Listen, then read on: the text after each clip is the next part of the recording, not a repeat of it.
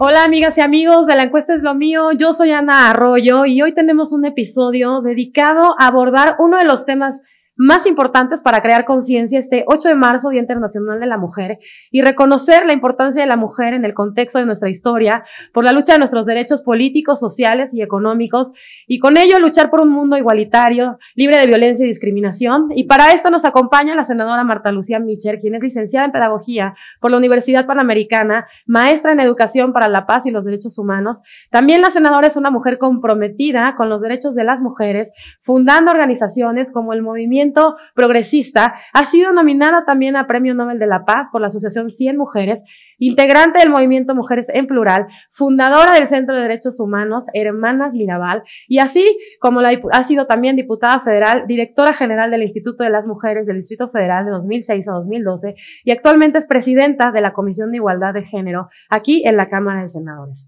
Senadora, muchas gracias por aceptar la invitación. No, al contrario, Ana, bienvenida, aquí estoy a tus órdenes. Casi me canso de nombrar todas las fundaciones que ha hecho y toda esta historia de lucha que ha tenido en favor de nosotras las mujeres. Muchísimas gracias. No, estamos a tus órdenes y estamos trabajando mucho en favor de tus derechos y de todas las mujeres y niñas. Muchas gracias. Y justamente pues estamos en el marco de la conmemoración del día 8 de marzo, Día Internacional de la Mujer. Y primero que nada, me gustaría preguntarle, senadora, ¿qué importancia han tenido los movimientos feministas en nuestro país? Usted que ha sido pues una protagonista de ellos.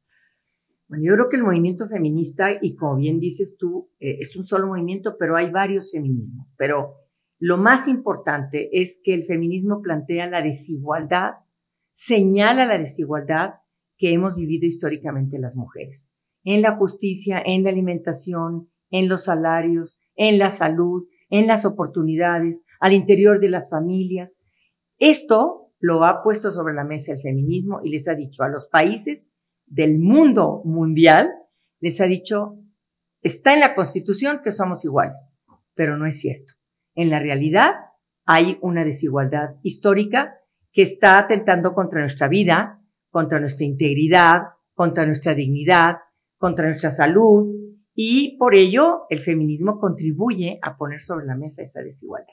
Esa ha sido la gran contribución del feminismo. Y no se diga en materia de violencias. Es decir, de señalar que estamos transitando por este mundo de manera desigual, de manera poco pues incluyente, que estamos siendo víctimas de violencias al interior del hogar, donde se supone que es donde estamos más seguras, evidentemente, pues lo tenía y lo tiene que seguir planteando el feminismo. Yo ya he tenido la oportunidad de platicar con usted, senadora, sí, Ana. Y una de las cosas que recuerdo es que usted me decía es que hace pocos años, por ejemplo, la violencia intrafamiliar ni siquiera era un delito ni estaba tipificado, no. Y usted fue una de las luchadoras que en ese momento lucharon porque se reconociera que hay violencia intrafamiliar. Y me da mucha pena saber que México es uno de los países que más violencia intrafamiliar tenemos y los mayores afectados obviamente son los niños y también las mujeres. Así es. ¿Cree usted que obviamente se está trabajando para solucionar este tema? ¿Y cómo vamos en eso? ¿Estamos rezagados? ¿Ha habido avances? ¿Qué piensa usted? No, México sí tiene unos niveles de violencia familiar altos. Muy altos. Muy altos, pero también hemos avanzado mucho en la legislación. Les hemos entregado a las mujeres, les hemos entregado a las familias una serie de reformas una es la ley de atención, prevención y eliminación de las violencias familiares. Esas se las hemos entregado. Hay una ley en cada estado relacionada con la violencia familiar. Que no había esa ley. ¿Cuánto tiene esa ley promulgada? La primera ley en la Ciudad de México, imagínate tú, fue en el 97. Wow, bien poquito. No, pues muchito, y ya debíamos de tener eliminada toda la violencia en todo el país. Uh-huh. Pero no solamente puedes tener una ley, son un círculo virtuoso. ¿Qué quiere decir un círculo virtuoso? Tú haces una reforma, sacas una ley, educas a hombres y a mujeres, empoderas a las mujeres y a las niñas, les das talleres, las empoderas para que conozcan sus derechos, las educas en la no discriminación, en una educación igualitaria, trabajas con las familias, trabajas con las autoridades, que es muy importante, la sociedad en general trabajas con ella. Entonces vas haciendo un círculo virtuoso, porque de nada te sirve una ley, lindo librito, cuando nadie lo conoce, cuando no identifica las violencias, cuando no capacitas a las autoridades en esos temas y cambias de giro, cambias la vuelta 180 grados para que nos traten de manera distinta, para que cuando llegamos a denunciar tengamos fiscalías especializadas, como ya es una obligación ahora en la Constitución. Es decir, creo que hemos avanzado muchísimo en políticas públicas, que le hemos dicho a la gente, ustedes pueden y deben denunciar, pero no lo pueden hacer si no conocen esta situación que es violencia. Voy a poner un ejemplo, la llamada violencia vicaria, que a mí no me gusta poner ese nombre porque no le dice nada a nadie. Es un tipo de violencia familiar que se ejerce contra nosotras y que el agresor nunca nos va a dañar directamente a nosotras, no nos va a pegar, pero lo hace a través de terceras personas. Es decir, a través de las hijas y los hijos, a través de mi mamá, hace que a mi mamá la despidan de su trabajo, hace que a mi hermano se hable mal de él, hace que a mis hijos e hijas en la escuela se les señale, pero nunca me daña a mí. Es una violencia que se ejerce contra mí, contra las mujeres, pero a través de terceras personas.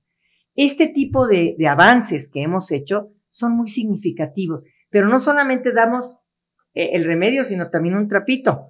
Es decir, especializamos a jueces, a policías, a ministerios públicos para que ahora integren este tipo de conductas que dañan, por supuesto, la seguridad de las familias, especialmente, como tú lo dijiste, de las mujeres, de las niñas y los niños, al interior de los hogares. Qué interesante lo que usted dice, porque no solamente es tener leyes que nos defiendan y que velen por nuestros derechos, sino todo el mecanismo para que sean una realidad. Es correcto. Para que cuando una mujer vaya a denunciar, por ejemplo, violencia vicaria, pues haya todo el mecanismo para castigar al agresor, etcétera. Todo. Un mecanismo, toda una serie de investigaciones, que ella conozca que tiene derecho, por ejemplo, a una medida de protección. Antes no se lo ofertaban ministerios públicos o juezas y jueces, ahora le dicen, tienes derecho a una medida de protección. ¿Qué es eso? Pregunta la mujer o pregunta la niña o la adolescente. Pues que él no puede acercarse, que tiene que no mandarte mensajes, que no debe ir a la casa de tu mamá. Y eso les abre el panorama a las mujeres y dicen, uy, sí, todo eso lo quiero. Porque además tiene un martillo abajo de la cama y quiero que se lo quiten. Es decir, todos esos son medidas de protección que el Estado va ofreciendo, pero al mismo tiempo la llevas a un taller, la vas empoderando, porque el día que tenga que enfrentarse al agresor para decirle todas las cosas que le ha hecho, pues ella ha estado aquí toda su vida, menospreciada, discriminada, sin voz. ¿Cómo la vas a sentar con su agresor para hacer una negociación sobre pensión alimenticia? Pues no, la empoderas, trabajas con ella y luego la enfrentas a su agresor, pero mientras le ayudas a enfrentar su situación. ¿Y esto sucede más en comunidades y lugares rurales? No. En todos lados. No, la violencia no tiene clase social, no respeta la economía de las mujeres, sucede en clases muy altas, en clases medias.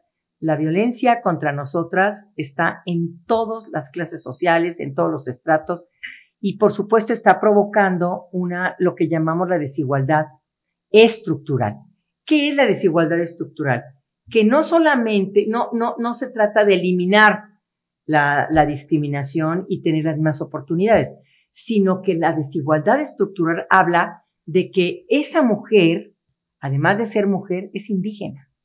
Esa mujer, además de ser mujer, es pobre, es niña, es homosexual, es divorciada, es trabajadora, tiene algún tipo de discapacidad. Entonces, esta desigualdad estructural la tiene que tener en cuenta un ministerio público, una jueza, un juez, una defensora, una abogada, para poder enfrentar esta situación y decir, bueno, no solamente nos están discriminando, a ti te están discriminando y te están tratando así porque eres mujer. No, además de ser mujer, porque no terminaste la primaria, porque no tienes ingresos económicos, porque eres una obrera que no ha podido defenderse. Es decir, hay una serie de elementos que propician esta desigualdad estructural, que es la que estamos tratando de eliminar y que nadie sea discriminada por este tipo de situaciones que está viviendo.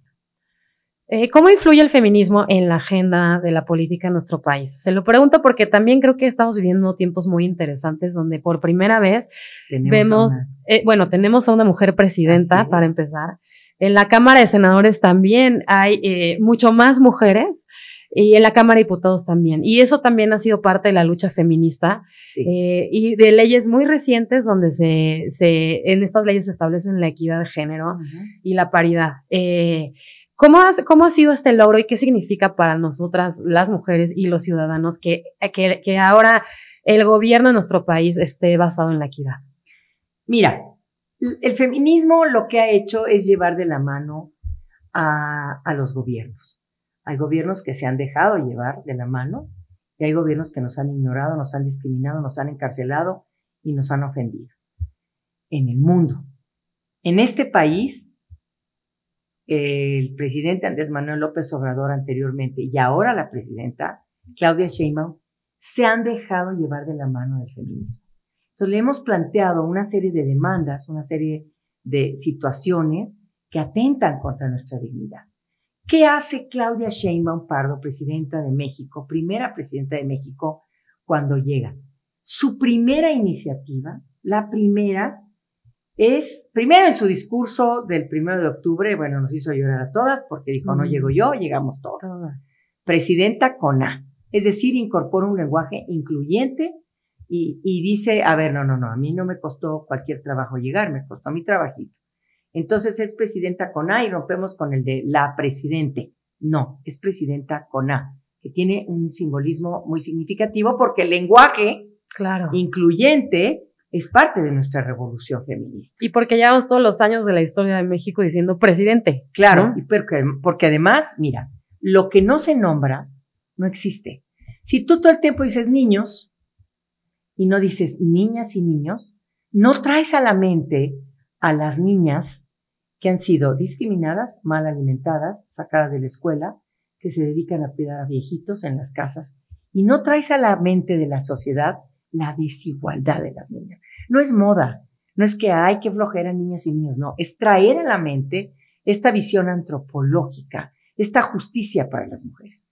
Entonces, ¿qué hace Claudia? Primero dice, no llego sola, llegamos todas, luego dice la presidenta, bueno, yo le digo Claudia, pero es la presidenta, y dice presidenta con A. Pero envía al Senado de la República sus reformas constitucionales, nada más en materia de derechos humanos de las mujeres. ¿Qué hizo? Y es la contribución del feminismo y de una presidenta feminista, porque presencia de mujer, ha habido muchas mujeres que ocupan espacios, presidentas, ministras, y la vida de las mujeres no ha cambiado. Y Claudia Sheinbaum le dice a este país, voy a ser presidenta, pero voy a cambiar la vida de las mujeres. Y se compromete con todas nosotras. Y entonces envía una serie de reformas constitucionales, no a la ley de igualdad, no, a la Constitución. Pero déjame decirte algo, ¿qué hace Andrés Manuel antes? Aprueba, nunca, al contrario, inmediatamente las publicó, pues las reformas en materia de paridad en todo, imagínate, paridad en los ayuntamientos, paridad en las listas plurinominales, paridad en las elecciones a las gubernaturas, mitad hombres y mitad mujeres. Es decir, Andrés Manuel, como gran aliado nuestro, no veta ninguna ley y al contrario se publican las de paridad en todo. Y otras tantas. Acuerdos que no habíamos votado, por ejemplo, el reconocimiento del trabajo en el hogar, que es el convenio 189 de la OIT, llevaba 25 años esperando a ser aprobado. Lo aprobamos y lo publican. Es decir, teníamos y tenemos a un presidente y ahora una presidenta aliada y con la posibilidad de no vetar ninguna reforma. Pero ¿qué es lo que hace y qué envía Claudia? Claudia envía reformas para incorporar, fíjate qué hermosura, una lucha de años de las feministas. ¿Por qué ella es feminista? ¿Qué hace? Primero, igualdad sustantiva. Se incorpora no solamente la igualdad, sino la igualdad sustantiva. ¿Cuál es la igualdad sustantiva? Pues esa que no solamente dice que somos iguales en la ley, no, dice, la igualdad sustantiva es asegurar la no discriminación y la igualdad de oportunidades a las mujeres. Y además, echar abajo todos los obstáculos que no les permiten a las mujeres ejercer sus derechos. Por ejemplo, ministerios públicos no capacitados, policías no capacitadas, instalaciones viejas en las calles, ¿no? Eso se llama trabajar por la igualdad sustantiva. ¿Qué más? Fíjate qué hermosura. Incorpora y dice, todas las acciones del gobierno deben estar enfocadas a la perspectiva de género. Dirán en nuestras comunidades, ¿y eso con qué se come? Uh-huh. Pues que todo lo que hagamos tiene que tomar en cuenta, todas las decisiones que tome el gobierno es en qué va a ayudar esto a las mujeres y a las niñas, en qué va a ayudar este presupuesto, en qué va a ayudar esta ley, en qué va a ayudar este camino, en qué va a ayudar este transporte, en qué va a ayudar este pozo de agua a las mujeres. Esto es la perspectiva de género que incorporas a la Constitución. Otra belleza de reforma es a trabajo igual, salario igual. Igualdad salarial. Qué importante, porque llevábamos muchos años y hasta la fecha donde las mujeres en el mismo puesto ganamos 30% menos que un hombre. ¿Sí? Y haciendo lo mismo. Y haciendo lo mismo. Lo mismo y con mayor esfuerzo. Por eso no siempre se dice a trabajo igual, igual salario, sino a trabajo igual, igual valor del trabajo. Claro. Porque antes de llegar a trabajar tú seguramente ya dejaste lavado, planchado, quién va a recoger al hijo, quién va a llevar, todo dejaste antes. Ya lo llevé a la escuela. Y el valor del trabajo, el valor de lo que haces cuenta distinto. Y así todas. De lo que hacemos, de lo que hacen los hombres. Así todas. Sí. Entonces, esto lo mete en la Constitución extraordinario. Y luego, pues la obligación de las fiscalías especializadas en este país. Qué importante es eso. Constitución, imagínate. Qué maravilla. Y se me está yendo una igualdad salarial, perspectiva de, el derecho, fíjate, en la Constitución, el derecho a una vida libre de violencias con S. Es decir, no es una violencia sola la que llega, sino una violencia que siempre llega acompañada, la física de la psicológica con la económica que te estás, mira nada más cómo te estás pareciendo a tu mamá y a ver si te doy dinero para que nos des de comer. Es decir, estas violencias que vienen pues en nuestras vidas. Esas reformas son extraordinarias de la presidenta y luego, porque así debe ser, se tradujeron en reformas a leyes que se llaman leyes secundarias.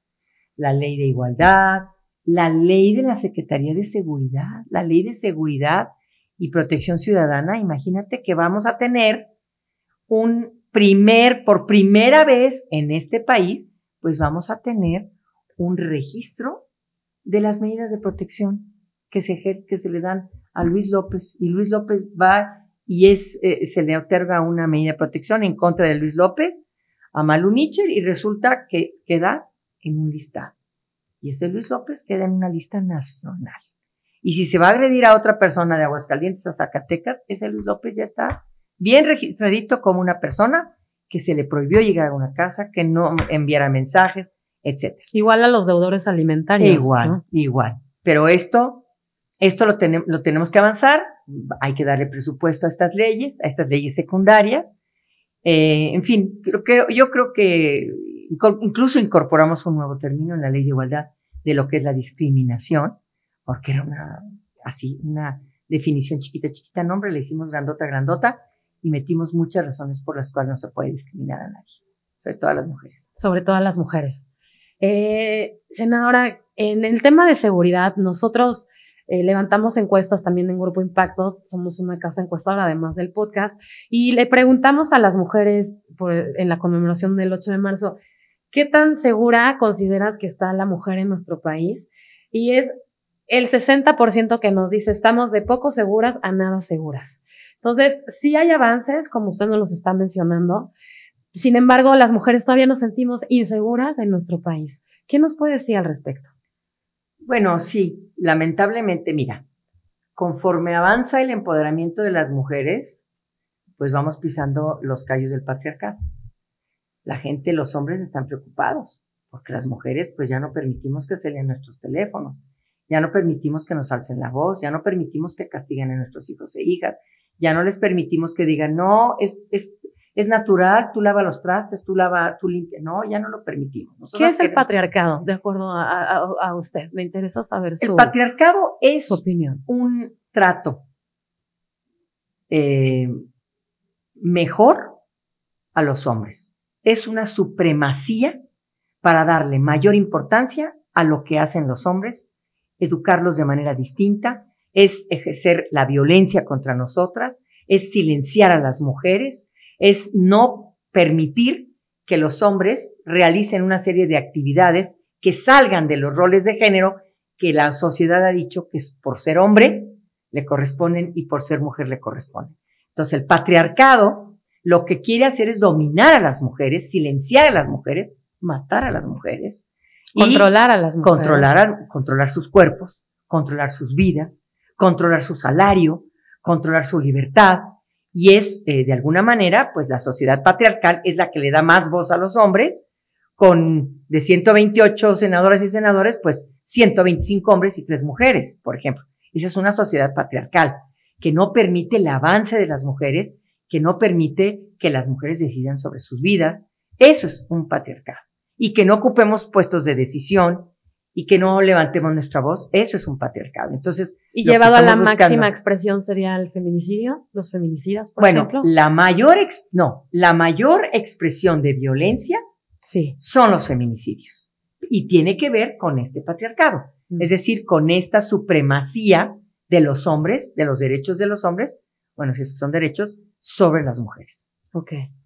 Sí es importante porque todos oímos el patriarcado, ¿no? Y en el ambiente feminista se habla mucho. Es el ejercicio indebido del poder por parte de los hombres. Okay, claro. Porque las mujeres también tenemos derecho al ejercicio del poder, pero cuando se lo dejamos a los hombres el poder y no nos toman en cuenta y nada, evidentemente no hay nada que hacer. Lo que queremos hacer es decirles, no, aquí estamos. No queremos intérpretes ni traductores. Aquí queremos ejercer el poder sin dañarlos a ustedes, porque ellos han ejercido el poder dañándonos a nosotras.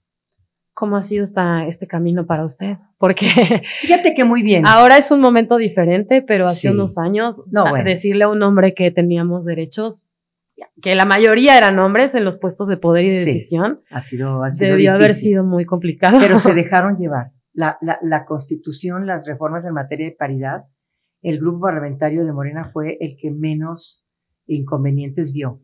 Lo vieron en otros partidos, en el PAN y en el PRI estaban asustados. Nos decían, no hay mujeres, no están capacitadas. ¿Y cómo van a aceptar? ¿Cómo que no están capacitadas? Ni tú hubieras nacido senador. Claro. Pues tú te fuiste preparando. Claro. No se nace. Eso es bien importante. No nacemos, nos hacemos. Y ellos fueron haciéndose dirigentes y nosotras también nos vamos haciendo. En nuestra encuesta, senadora, preguntamos cuál delitos consideran que las mujeres que afectan más a nuestro país. El 48% nos dice feminicidios, que me parece algo gravísimo, que desgraciadamente todavía vivimos 11 feminicidios diarios, ¿no? Sí. Y el 30% nos dice violencia intrafamiliar. También es un delito que nos afecta demasiado a las mujeres. Después sigue violencia física o sexual y después violencia laboral. Ya hablamos un poquito de la violencia intrafamiliar. Sabemos que los feminicidios pues es algo que no debería de suceder simplemente. Desgraciadamente en México sigue sucediendo. Y bueno, la violencia física o sexual también, desgraciadamente, bueno, yo cada vez que abro las noticias veo o una mujer desaparecida o una mujer violentada, y la violencia laboral. Son tantas cosas por las que hay que trabajar, ¿no? Al final de cuentas, ¿qué es lo que hace aquí usted como presidenta desde la Comisión de Igualdad de Género? Pues por otorgarnos mejores derechos y más seguridad a nosotras las mujeres. Bueno, nosotras nacemos con los derechos. Y lo que hacemos en las reformas es reconocer esos derechos. Reconocerlos. Avanzar en el ejercicio pleno de los derechos humanos. Entonces hemos hecho reformas para incorporar la violencia digital, para incorporar la violencia mediática, para ampliar las medidas de protección. Ahora, con lo que la presidenta ha enviado, hemos ampliado los derechos a una vida libre de violencias. Va a tener que ser obligación policías especializadas, fiscalías especializadas. Las medidas de protección se alarga el periodo para poder solicitar y volver a solicitar y volver a solicitar que la medida de protección que me otorgaron siga y permanente para que el agresor no se acerque, para que el agresor no violente mi dignidad, mi integridad o quiera matarme, y lo logre en muchos momentos. Entonces creo yo que hemos contribuido muchísimo, pero no solamente en reformas a la ley de igualdad, no, Si tenemos que revisar una reforma a la Ley Federal del Trabajo, nos ponemos estos lentes y vemos cómo va a beneficiar a las mujeres. Si tenemos una reforma a la Ley del Medio Ambiente, vemos cómo va a beneficiar a las mujeres. Es la perspectiva de género en el ámbito legislativo y es lo que estamos haciendo. Pues qué importante, porque todo tiene que ver con la vida de nosotras, ¿no? Tanto en el ámbito laboral, como el familiar, como la seguridad que podemos tener en nuestra casa y en la calle, etcétera. ¿Qué le diría usted, senadora, para ir terminando, a una mujer que no conoce lo que se está llevando a cabo aquí en el Senado a favor de nosotras y que en la calle, porque he escuchado estos comentarios de el gobierno no hace nada, ¿no? Nos matan y el gobierno no hace nada. Yo he ido personalmente a las marchas del 8 de marzo, me gusta ir a las marchas y siempre la queja es contra el gobierno, como si el gobierno tuviera la culpa de todo lo que nos pasa. Y cuando yo oigo a personas como usted, digo, pues es que sí se está trabajando. Sí. Sin embargo, nosotras en la calle muchas veces no tenemos esa percepción. Y creo yo que ese problema es de todas y de todos, no nada más del gobierno. No.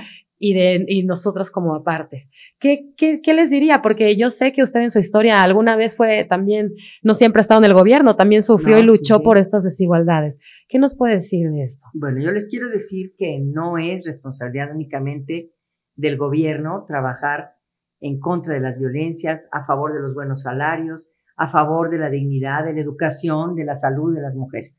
Pero el gobierno tiene una amplia responsabilidad para ampliar el ejercicio de los derechos humanos de las mujeres.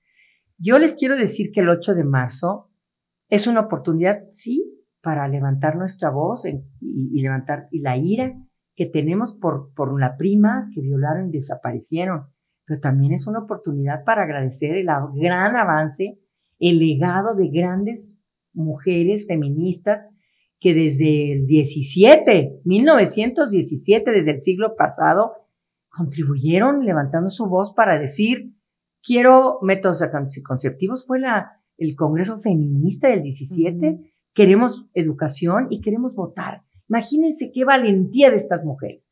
Entonces, hay que reconocer lo que se ha hecho por todas nosotras, acompañar esta marcha, pero no nada más es gritar en contra del gobierno. Sí habla la ira, el enojo por la impunidad, por la omisión, pero también hay que levantar nuestra voz para sumarnos a una lucha histórica a favor de nuestros derechos humanos, para ayudar y acompañar al Senado de la República en lo que estamos haciendo y, por supuesto, estamos a sus órdenes. Tenemos que seguir modificando las leyes para que ustedes, las mujeres, las niñas, las adolescentes, disfruten a plenitud de sus derechos humanos, todos sus derechos humanos. No les otorgamos nada, les reconocemos sus derechos y avanzamos en la agenda feminista. Viene una buena discusión por el sistema, ya no es un sistema, una política de cuidados que ya le está haciendo el DIF, y vienen también muchas reformas en materia del derecho de las mujeres a decidir sobre sus cuerpos. Hay una sentencia de que nadie puede ser criminalizada, entonces hay que ponerlo en la ley. Entonces estamos trabajando por ustedes, por su dignidad, por su libertad, por su vida, por su seguridad y, por supuesto, por una vida plena y un ejercicio pleno de todos sus derechos humanos. Muchas gracias, senadora. Y por último, ¿qué le diría a los hombres? Porque también en esta lucha feminista, machista, ¿no? Por ejemplo, yo soy mamá de un varón, de un hijo hombre, y pienso que es muy importante también reconciliarnos, porque sí hay muchos machos, pero tal vez no son todos. Y en la cultura machista estamos hombres y mujeres también. Y yo creo que también he hablado con grandes feministas, como por ejemplo la ahora diputada Olga Sánchez Cordero, que es una gran feminista también, igual que usted, y me decía, yo en mi marido tenía un gran compañero, sin él no hubiera podido hacer tantas cosas. ¿Qué le podría decir a los hombres? Bueno, yo creo que hay que decirles a los hombres que los queremos a nuestro lado, pero no los queremos agresores, no los queremos violentadores, no los queremos gritones. Necesitamos parejas. Tú tienes que caminar al lado de los hombres, pero no de un hombre agresor.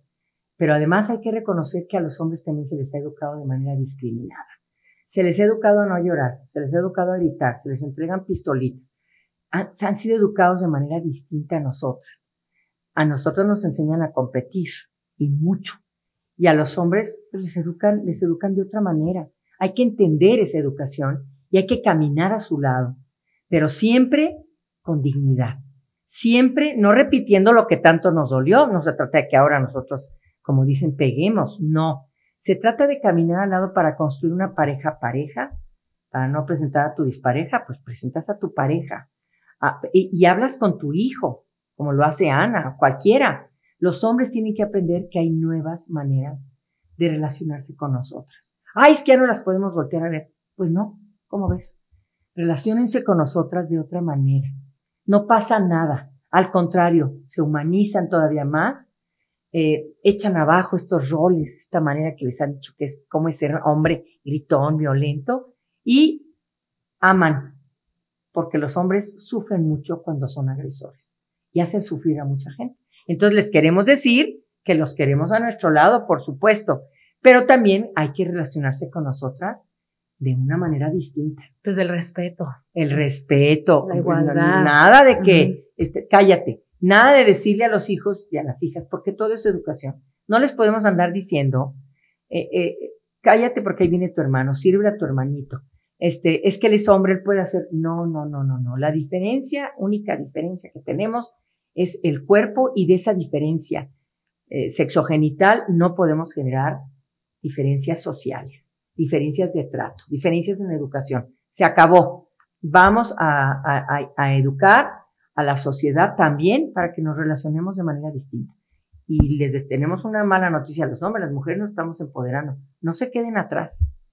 Ustedes también tienen que entrar al trabajo al interior de los hogares, también lavar trastes, también cambiar pañales. No les va a pasar nada, porque entre más te incorpores a esta nueva manera de llevar una relación familiar, quien la quiera tener, hay gente que no la tiene.